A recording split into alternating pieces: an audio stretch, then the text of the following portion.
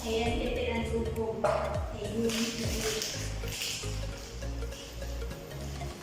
ซึ่งตรงนี้อาจารย์จะให้ทดลองก็คือให้จับแผ่นโลหะนี่กับเสียนี่ให้ลงพร้อมกันแล้วสังเกตดูว่าตัวใดให้ลงตกก่อนแล้วสรุปให้อาจารย์ซึ่งกลุ่มซ้อมที่แมนมีเสียเข้าไปในบ่อแล้วไปในถังนอแล้วอาจารย์ให้ทดลองก็คือให้นักเรียนจับเนาะให้มันหันตกลงพร้อมกันว่าตัวใดหันตกลงมันพร้อมกันแล้วสรุปให้อาจารย์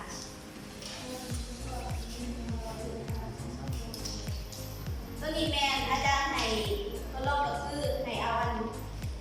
แผ่นโลหะนี่นะยอมมือเพื่อนเกียร์แล้วสังเกตดูว่ามันตกลงของกันบอลหรือว่ามีตัวใดตัวหนึ่งตกลงมันบอลกันบอลแล้วต้องแทนกันจะใช้เวลาดู5 นาที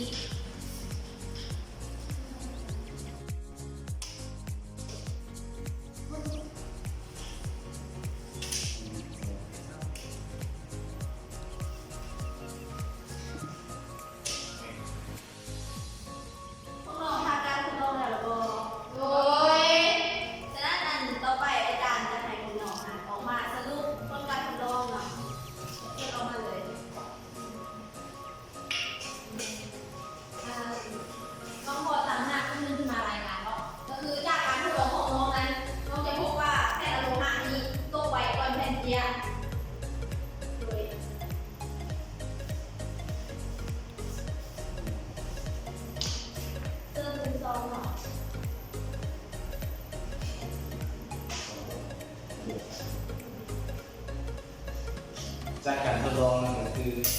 แยกตัวนี้ออกเป็นมูลจะตรงไปแยกอีกนิดหน่อย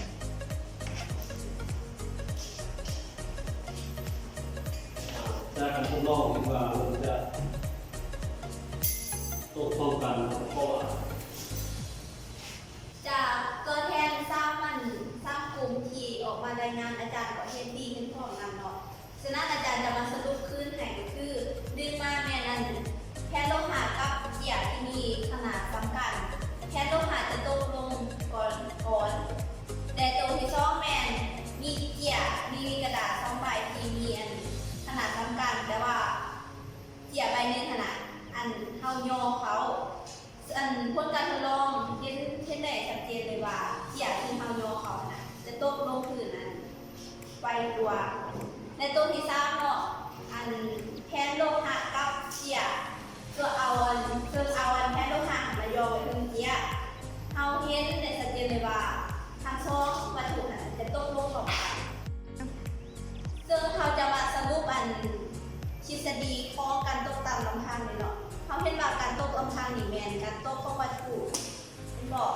การตกของวัตถุ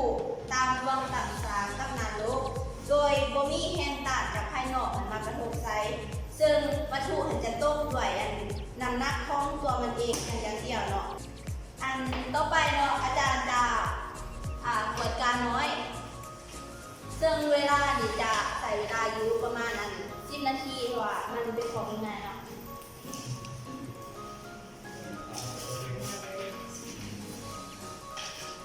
เสียงมันอยู่ที่ห้อง